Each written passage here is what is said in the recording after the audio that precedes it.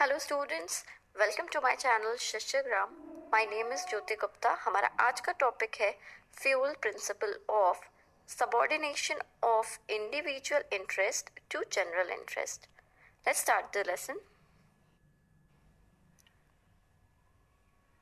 Principal of subordination of individual interest to general interest बोलता है कि हमें सबका भला सोचना चाहिए, है ना। हमें वो करना चाहिए जिसमें कि सबका भला हो, ना कि एक का भला।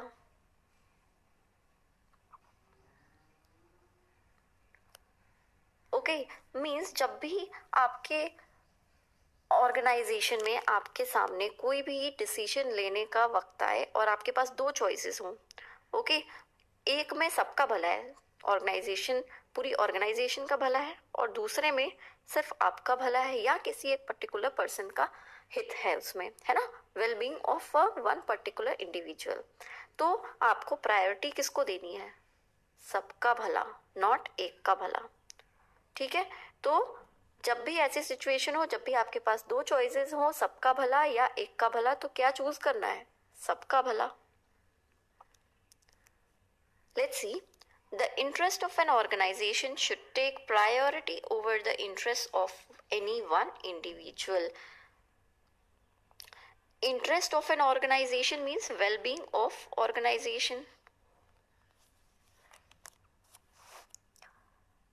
Well-being of an organization and interest of any one individual का मतलब है किसी एक पर्सन का well-being, उसका भला, उसका हित, है ना, उसका फायदा। वेलबींग ऑफ द ऑर्गेनाइजेशन यानी कि पूरी ऑर्गेनाइजेशन का फायदा, और वेलबींग ऑफ इंडिविजुअल यानी कि किसी एक का फायदा हो रहा है यहाँ पे, है ना। तो जब भी ऐसी सिचुएशन आए कि आपको चूज करना पड़े कि आप पूरी ऑर्गेनाइजेशन का भला करोगे या आप एक का भला करोगे, तो हमेशा एक मैनेजर को क्या चूज करना चाहिए? ऑर्गेनाइजेशन का भला, सबका फायदा। Okay, so the interest of an organisation should take priority. हमेशा प्रायोरिटी किसको देनी चाहिए? Interest of the organisation over the interest of any individual. Let's understand with an example. तो यहाँ पर एक परचेज मैनेजर है जिसे ऑर्डर प्लेस करना है स्पेयर पार्ट्स का। ठीक है, स्पेयर पार्ट्स लेने हैं उसे मार्केट से, he has to place an order. अब यहाँ पर उसके पास दो चॉइसेस अवेलेबल है। पहली चॉइस ये है कि buying from his relative shop हो, इसका कोई रिलेटिव है जो कि स्पेयर पार्ट्स की शॉप रखता है, तो उसकी शॉप से अगर वो सामान लेता है, ओके, तो उसे ₹100 पर यूनिट पे स्पेयर पार्ट मिलेगा। ₹100 का एक स्पेयर पार्ट उसे मिलेगा। Then let's see what is choice two. Choice two is buying from other suppliers, जबकि मार्केट में जो दूसरे सप्लायर्स हैं, ओके, एक्सेप्ट हिज रिलेटिव, वो उसको कितने में दे रहे हैं? ₹90 पर यूनिट।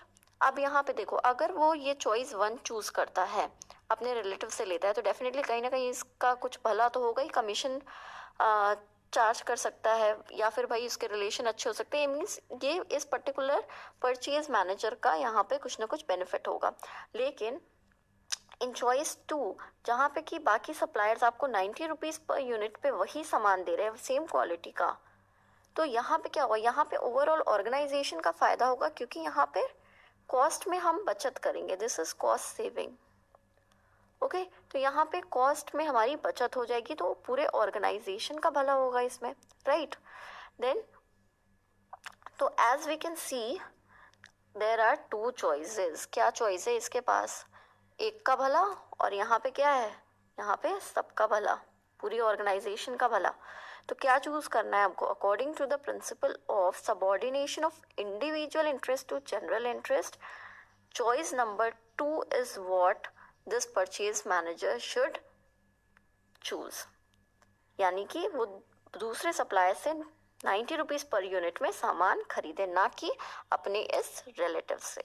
ओके, अगर वो रिलेटिव से सामान लेता है ₹100 पर यूनिट देके, तो वहां पे इस पर्टिकुलर प्रिंसिपल का वायलेशन हो जाएगा। Okay, is it clear? अब हम देख लेते हैं कुछ पॉजिटिव इम्पैक्ट, कुछ positive effect of following this principle given by Fayol. Achievement of organisational goal. तो ऑर्गेनाइजेशन का गोल क्या होता है? जनरली प्रॉफिट्स को मैक्सिमाइज करना, और अपनी कॉस्ट में बचत करना, ओके, सेविंग द कॉस्ट। तो जैसा कि हमने पिछले एग्जाम्पल में देखा कि अगर वो अदर सप्लायर्स से लेता है तो क्या होगा, वहाँ पे कॉस्ट सेविंग होगी, कहीं ना कहीं ऑर्गेनाइजेशनल गोल्स को अचीव करने में हेल्प होगी, right. So then coordination between organisational and individual goal. अब देखो, जब ऑर्गेनाइजेशन का भला होगा तो क्या होगा, जो उसमें काम करने वाले जितने भी लोग हैं वो उन सबका भला होगा, राइट। जब ऑर्गेनाइजेशन मैक्सिमम प्रॉफिट करेगा तो क्या होगा, इंडिविजुअल्स को भी बोनस मिलेगा, उनको भी फायदा होगा, राइट। तो जब हम ऑर्गेनाइजेशनल ऑब्जेक्टिव्स को अचीव कर लेंगे तो हमारे इंडिविजुअल ऑब्जेक्टिव्स भी अचीव हो जाएंगे। ह्यूमैनिटी इज ऑब्जर्व्ड, तो डेफिनेटली इंसानियत क्या कहती है, अपने भले से पहले सबका भला सोचो, राइट। सो ह्यूमैनिटी वहाँ पर फॉलो होती है। देन अगर हम बात करें वॉयलेटिंग इफेक्ट्स की, वॉयलेटिंग इफेक्ट्स मीन्स अगर ये प्रिंसिपल फॉलो नहीं हो रहा तो क्या इफेक्ट होगा ऑर्गेनाइजेशन पे। तो definitely achievement of organisational goal अगर पॉजिटिव था तो यहाँ पर they will fail to achieve the organisational goal. Coordination नहीं होगा, no coordination between organisational and individual goal, लोग अपना भला करने में लगे हुए हैं, अपने इंडिविजुअल ऑब्जेक्टिव्स, अपने सेल्फिश मोटिव्स को पूरा करने में लगे हुए हैं, and they will not be humanity, no humanity will be there. Okay, so this is principle of subordination of individual interest to general interest. So I hope ये topic समझ में आया होगा। अगर आया तो please press the like button, share this video with your friends and do subscribe my channel. See you in the next video.